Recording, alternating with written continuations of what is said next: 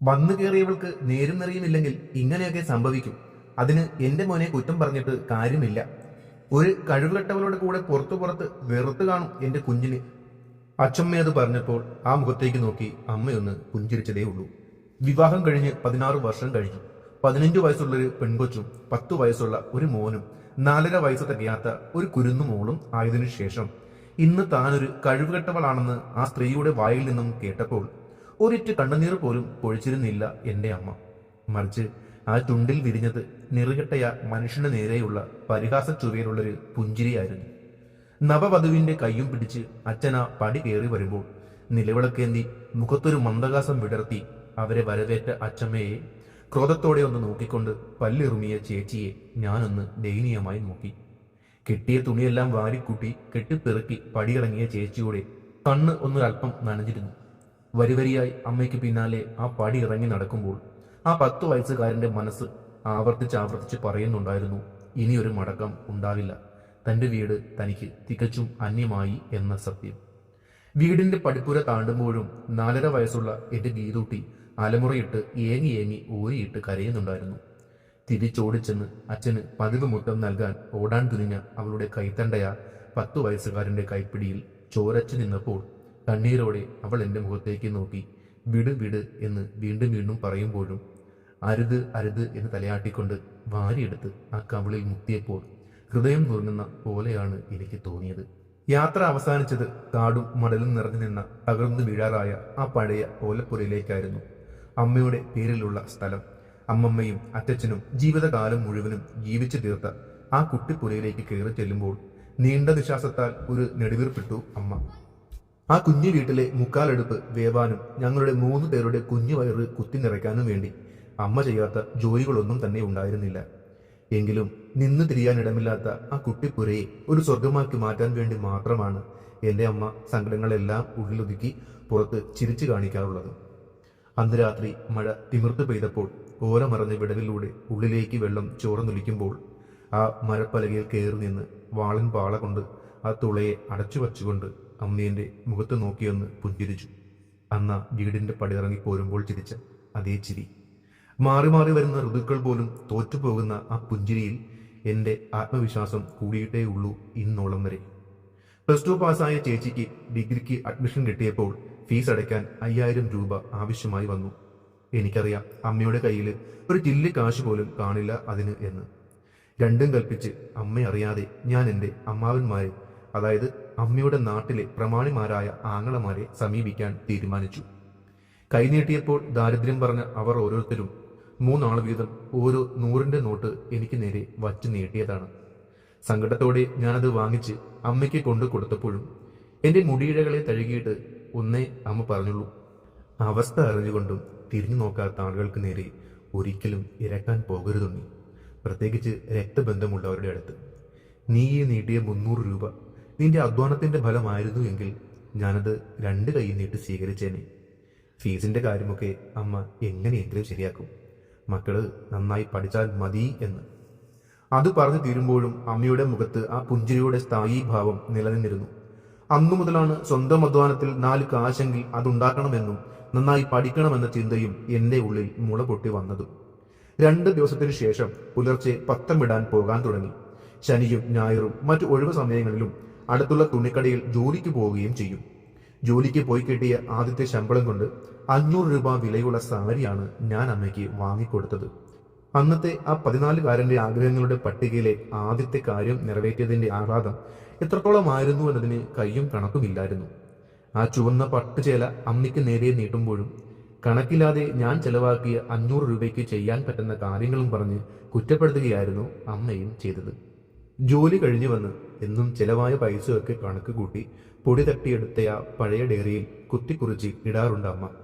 അത് കണ്ടിട്ട് പലപ്പോഴും എൻ്റെ ഉള്ളിൽ നുരഞ്ഞു പൊന്താറുള്ള ആ ചോദ്യം ഞാൻ അമ്മയോടായി ചോദിച്ചു, എന്തിനാമ്മേ ഇതിങ്ങനെ കുത്തിക്കുറിച്ചിടുന്നത്?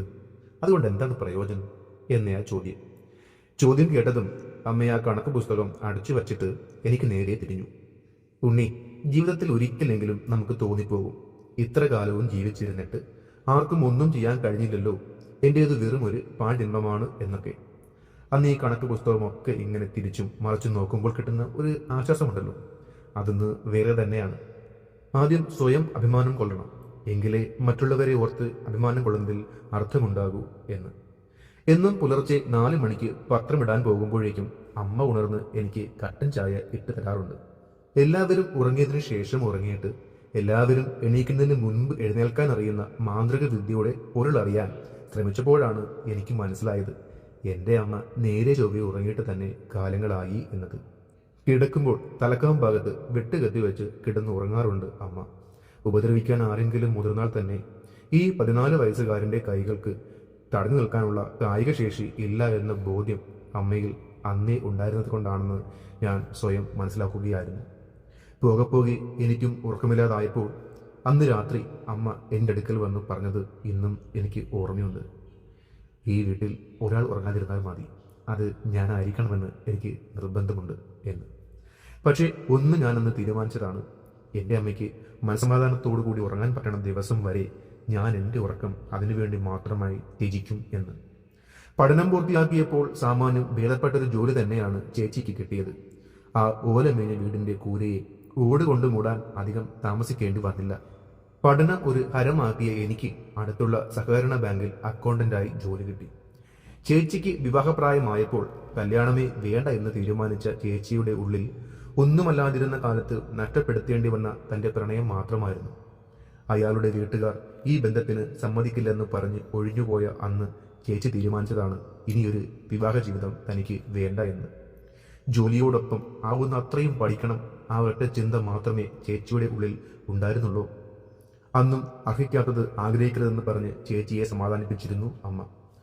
അതുകൊണ്ട് തന്നെയാണ് പരസ്പരം ഇഷ്ടമായിരുന്നിട്ട് കൂടി അമ്മുവിനെ കുറിച്ച് ഒരക്ഷരം ഞാൻ അമ്മയോട് പറയാതിരുന്നത്.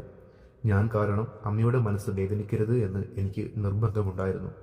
ജീവിതം ഇത്രത്തോളം മെച്ചപ്പെട്ടിട്ടും അമ്മ മാത്രം മാറിയിരുന്നില്ല. അന്നത്തെ പോലെ പൊട്ടിയ ചെരുപ്പിനെ കമ്പിനൂലിനാൽ കോർത്ത് കാലിലണിയും, ഫ്രെയിം ഒടിഞ്ഞ കണ്ണടയിൽ സെല്ലോ ടേപ്പ് പൊട്ടിച്ച് നേരെയാക്കും, കീറിയ ഉടുപ്പുകൾ തുന്നിക്കൂട്ടി വീണ്ടും ഉപയോഗിക്കും.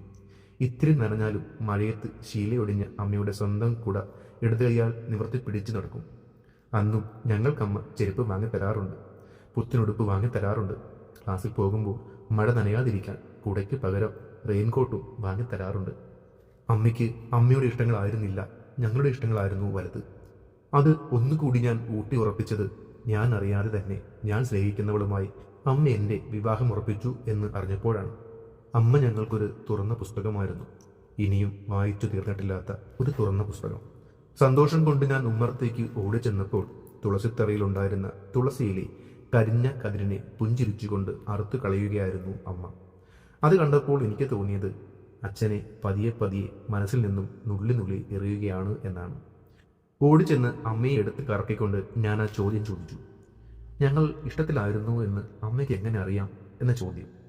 അതിനമ്മ മറുപടി പറഞ്ഞത് ഇങ്ങനെയാണ്: കണ്ണടച്ച് പാല് കുടിച്ചാൽ ചുറ്റുമുള്ളവരാരും കാണില്ലെന്നത് പൂച്ചയുടെ മിഥ്യായ ധാരണയാണ് നീ എന്ന്. വിവാഹത്തിന്റെ ഒരുക്കങ്ങൾ നല്ല തകൃതിയായി തന്നെ നടന്നു.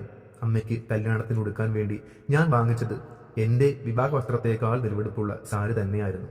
ആദ്യത്തെ കല്യാണക്കുറി അച്ഛന് തന്നെ കൊണ്ടു കൊടുക്കണമെന്ന വാശി അമ്മയ്ക്കുണ്ടായിരുന്നത് കൊണ്ട് തന്നെ ഞങ്ങൾ ആദ്യം പുറപ്പെട്ടത് രണ്ടാമതൊരിക്കലും ചവിട്ടില്ലെന്ന് കരുതിയ ആ വീട്ടുപടിക്കൽ തന്നെയായിരുന്നു. അവിടെ എത്തിയപ്പോഴാണ് അറിയുന്നത് അച്ഛനെ ചെറിയമ്മ ഉപേക്ഷിച്ചു എന്നും പാതി സ്വത്തുക്കൾ തൻ്റെ പേരിലാക്കി എന്നതും. ഇതിനെല്ലാം മുഖസാക്ഷിയായി തലയും ചൊറിഞ്ഞ് ഒരു ഭ്രാന്തിയുടെ രൂപത്തിൽ അച്ഛമ്മയും അവിടെ തന്നെ ഉണ്ടായിരുന്നു. അർഹിച്ച ശിക്ഷ തന്നെയാണ് അവർക്ക് ലഭിച്ചത്. അതിലെനിക്ക് തെല്ലുപോലും ദുഃഖം തോന്നിയിരുന്നില്ല. ക്ഷണക്കത്ത് അച്ഛനെ ഏൽപ്പിച്ച് തിരികെ ആ പടിപ്പുര താണ്ടുമ്പോഴും ഞാൻ കണ്ടു അമ്മയുടെ മുഖത്ത് പഴയ പുഞ്ചിരി വിടർന്നു തന്നെ നിൽക്കുന്നത്. ഈ ലോകത്ത് ആർക്കും ഇന്നേ വരെ അടിയറ പറ്റിയിട്ടില്ലാത്ത വശ്യമാർന്ന ആ പുഞ്ചിരി. പടിപ്പുര താണ്ടി ആ പഞ്ചായത്ത് പൈപ്പിൽ അമ്മ കാല് കഴുകുന്നത് കണ്ടപ്പോൾ ഇന്നേ വരെ ആ വീട്ടിലെ ഒരു തരി മണ്ണിന് പോലും അവകാശം ചോദിച്ച് ആ പടിക്കൽ കാല് കുത്താത്ത അമ്മയുടെ കാലിൽ അതേ മണ്ണ് പറ്റിയത് അരോചകമായി തോന്നിയത് കൊണ്ടായിരിക്കും അതെങ്ങനെ കഴുകിക്കളയുന്നത് എന്നാണ്. വിവാഹ ദിവസം വന്നെത്തി അണിഞ്ഞൊരുങ്ങി പന്തലിലേക്ക് ഇറങ്ങാൻ നിൽക്കുന്ന നേരം അമ്മയെ ഞാനൊന്ന് നീട്ടി വിളിച്ചു. വാതിൽ തുറന്ന് പുറത്തേക്ക് വന്ന അമ്മയെ കണ്ടപ്പോൾ എൻ്റെ കണ്ണൊന്ന് പുറത്തേക്ക് തള്ളിയതാണ്. കാരണം ഞാൻ വാങ്ങിക്കൊടുത്ത 20,000 രൂപ വിലമതിക്കുന്ന സാരിക്ക് പകരം അമ്മ ഉടുത്തിട്ടുണ്ടായിരുന്നത് ആ പഴയ 14 വയസ്സുകാരൻ വാങ്ങിക്കൊടുത്ത വെറും 500 രൂപ വിലയുള്ള ചുവന്ന പട്ടുസാരി ആയിരുന്നു. ഇന്നേ വരെ അമ്മ ഉടുത്ത് കണ്ടിട്ടില്ലാത്ത ആ പട്ടുസാരി. അതുടുത്തുകൊണ്ട് അമ്മ അഭിമാനത്തോടു കൂടി ബന്ധുക്കളോടായി പറയുന്നുണ്ടായിരുന്നു, എൻ്റെ മോൻ എനിക്ക് ആദ്യമായിട്ട് വാങ്ങിത്തന്ന സാരിയാണിത് എന്ന്. എന്തിനാ അമ്മേ പുതിയത് ഇടാറില്ലേ എന്ന ചോദ്യത്തിന് അവിടെ പ്രസക്തിയില്ലെന്ന് എനിക്ക് അറിയാമായിരുന്നു. കാരണം ഇന്ന് ഞാൻ മുടക്കിയ 20,000-ന്റെ മൂല്യത്തേക്കാൾ കൂടുതലായിരുന്നു അമ്മയ്ക്ക് അന്ന് ഞാൻ മുടക്കിയ 500 രൂപയുടെ വില എന്നത് അമ്മ എന്നോട് പറയാതെ തന്നെ പറയുകയായിരുന്നു. വിവാഹശേഷം അമ്മുവിൻ്റെ കൈപിടിച്ചു തന്ന അവളുടെ അച്ഛൻ്റെ മുഖത്ത് നോക്കി അമ്മ പറയുന്നുണ്ടായിരുന്നു, ഇവൾ എനിക്ക് മരുമോളല്ല, സ്വന്തം മകൾ തന്നെ ആയിരിക്കും എന്ന്. പക്ഷേ സംഭവിച്ചത് പ്രതീക്ഷിച്ചതിന് വിപരീതമായിട്ടായിരുന്നു. വീട്ടിലുള്ളവരുടെ കുറ്റവും കുറവും കണ്ടുപിടിക്കാനേ അവൾക്ക് നേരമുണ്ടായിരുന്നുള്ളൂ. ജോലി കഴിഞ്ഞെത്തിയാൽ പരാതിയോടെ കെട്ടെടുത്തവൾ പുറത്തേക്കിടും. ചേച്ചിയോടും ഗീതൂട്ടിയോടും ഞാൻ കൂടുതൽ സ്നേഹം പ്രകടിപ്പിക്കുന്നതൊന്നും അവൾക്ക് ഇഷ്ടമായിരുന്നില്ല. അവളെ സംബന്ധിച്ച് ഞാനും അവളും ഞങ്ങളുടെ ഒതുങ്ങിയ ഒരു ചെറിയ ലോകം അതായിരുന്നു അവളുടെ മനസ്സിൽ. നാത്തൂൻ പോലെടുക്കാൻ ചെല്ലുമ്പോഴൊക്കെ ഗീതൂട്ടിയും ചേച്ചിയും അവളിൽ നിന്നും ഒഴിഞ്ഞു മാറി തുടങ്ങിയപ്പോൾ ചാട്ടം അമ്മയ്ക്ക് നേരെയായി തുടങ്ങി. ദിവസത്തിൽ 3 തവണയെങ്കിലും അമ്മയെ അവൾ കുറ്റപ്പെടുത്തുന്നത് പരമാവധി ഞാൻ സഹിച്ചതാണ്. അവളും അമ്മയും പിന്നെ കൂടപ്പിറപ്പുകളും ഒരിക്കലും ഒത്തുപോകില്ലെന്ന് മനസ്സിലാക്കിയപ്പോഴാണ് മറ്റൊരു വീടെടുത്ത് താമസം മാറ്റാം, അമ്മയ്ക്ക് കൂട്ടിന് ചേച്ചിയും ഗീതവും ഉണ്ടല്ലോ എന്ന അവളുടെ ആവശ്യത്തിന് ഞാൻ സമ്മതം മൂളിയത്. അന്ന് അമ്മയും ചേച്ചിയും ഗീതൂട്ടിയും മൂകാംബികയ്ക്ക് തൊടാൻ പോയ ദിവസമാണ് ഞാൻ അവളോട് പറഞ്ഞത്, എടുക്കാനുള്ളതൊക്കെ കെട്ടിപ്പിറക്കിയെടുത്തു, നമ്മൾ താമസം മാറ്റുകയാണ് എന്ന്. ആഹ്ലാദത്തോടെ അവൾ എല്ലാം ഉത്സാഹത്തോടെ കെട്ടിപ്പൂട്ടുന്നത് കണ്ടപ്പോൾ മനസ്സൊന്ന് വിങ്ങിയതാണ്. ഉമ്മറത്തേക്ക് പോയപ്പോൾ ആ തുളസിത്തറയിൽ വെയിലത്തും വാടാതെ നിൽക്കുന്നുണ്ടായിരുന്ന ആ തുളസിച്ചെടി ഉണക്ക കതിര് പൊഴിച്ചു നിൽക്കുന്നത് കണ്ടപ്പോൾ പല്ല് കടിച്ചുകൊണ്ട് ഞാൻ ആ കതിർ അടർത്തി മാറ്റി. നമുക്ക് പോകാമെന്ന് പറഞ്ഞപ്പോൾ മെല്ലെ ഞാനൊന്ന് തലയാട്ടുക മാത്രമാണ് ചെയ്തത്. അമ്മയെ അറിയിക്കണ്ടേ ഉണ്ണിയേട്ടാ? ചോദ്യം കേട്ടപ്പോഴേക്കും ഒരിറ്റ് കണ്ണുനീരെൻ്റെ കവിളിനെ തഴുകി ഇറങ്ങിയതാണ്. അമ്മ അറിഞ്ഞോളൂ അമ്മു. അതും പറഞ്ഞ് ഞാൻ ഡ്രൈവിംഗിൽ ശ്രദ്ധ കേന്ദ്രീകരിച്ചു. വണ്ടി നേരെ ചെന്ന് നിന്നത് അവരുടെ വീടിൻ്റെ ഉമ്മറത്താണ്. ഇറങ്ങ് എന്ന് ഞാൻ പറഞ്ഞപ്പോൾ ചെറിയൊരു ഭാവമാറ്റത്തോടു കൂടി അവൾ എൻ്റെ മുഖത്തേക്ക് നോക്കി. ഇറങ്ങാൻ. അത് ഇത്തിരി ഉച്ചത്തിലായിരുന്നു പറഞ്ഞത്. നേർത്ത ഞെട്ടലോടെ വണ്ടിയിൽ നിന്ന് ഇറങ്ങിയ അവൾക്ക് നേരെ ഞാൻ ആ പഴയ ഡയറി വച്ചു നീട്ടി. ഇത് മൊത്തം നീ വായിക്കണം. നീ മനസ്സിലാക്കണം അമ്മ ഞങ്ങൾക്കൊക്കെ ആരായിരുന്നു എന്ന്. ഇതിൽ എൻ്റെ അമ്മയുടെ വിയർപ്പിൻ്റെ ഗന്ധമുണ്ട്. ഞങ്ങളായി മാറിയത് എങ്ങനെയാണ് എന്നതിൻ്റെ തെറ്റാത്ത കണക്കുകൂട്ടലിൻ്റെ പിഴയ്ക്കാത്ത അക്ഷരങ്ങളുണ്ട് ഇതിൽ. എന്നിട്ടും നിനക്ക് മനസ്സിലായില്ല എന്നുണ്ടെങ്കിൽ നിനക്ക് താമസിക്കാൻ ഇതിലും പറ്റിയ ഒരിടം വേറെ ഇല്ല എന്ന് ഞാൻ കരുതും. അത് കേട്ടതും പൊട്ടിക്കരഞ്ഞുകൊണ്ട് അവൾ ഉള്ളിലേക്ക് പോയി. ഒന്ന് ഇറങ്ങാൻ കൂടെ കൂട്ടാക്കാതെ ഞാൻ നേരെ ചെന്നത് ബാറിലേക്കാണ്. 2 എണ്ണം വീശി വീട്ടിലേക്ക് തിരിച്ചു കയറി ചെല്ലുമ്പോൾ അവിടെ പ്രതീക്ഷിച്ചതുപോലെ അമ്മുവും അവളുടെ അമ്മയും തൊട്ടപ്പുറത്ത് ക്രോധം കൊണ്ട് ഉറഞ്ഞു തുള്ളി നിൽക്കുന്ന എൻ്റെ അമ്മയും ഉണ്ടായിരുന്നു. പടി ചവിട്ടിയതും അമ്മയുടെ പറക്കൈ എൻ്റെ കവിളിൽ പതിഞ്ഞതും ഒരുമിച്ചായിരുന്നു. 2ാമത് കൈ ഒങ്ങുമ്പോഴേക്കും അമ്മു അമ്മയുടെ കാലിലേക്ക് വീണ് പറയുന്നുണ്ടായിരുന്നു, തെറ്റ് എൻ്റെ ഭാഗത്താണ്, ഏട്ടനെ ഒന്നും ചെയ്യരുത്, എന്നെ ശിക്ഷിച്ചോളൂ അമ്മേ എന്ന്. മതി സുഭദ്രാമേ, അവൻ ചെയ്തതിൽ ഒരു തെറ്റുമില്ല. ഒരു നല്ല മകൻ എങ്ങനെ ആയിരിക്കണം അങ്ങനെയൊക്കെ അവനും പെരുമാറിയിട്ടുള്ളൂ. 4 എണ്ണം കിട്ടാത്തതിൻ്റെ കേട് എൻ്റെ മകൾക്കായിരുന്നു. അതും പറഞ്ഞ് അമ്മുവിൻ്റെ അമ്മ നിലം പതിച്ച് കിടന്ന എന്നെ കയ്യിൽ പിടിച്ച് എഴുന്നേൽപ്പിച്ച് നിർത്തി എൻ്റെ കവളിൽ മെല്ലെ ഒന്ന് തലോടിക്കൊണ്ടിരുന്നു.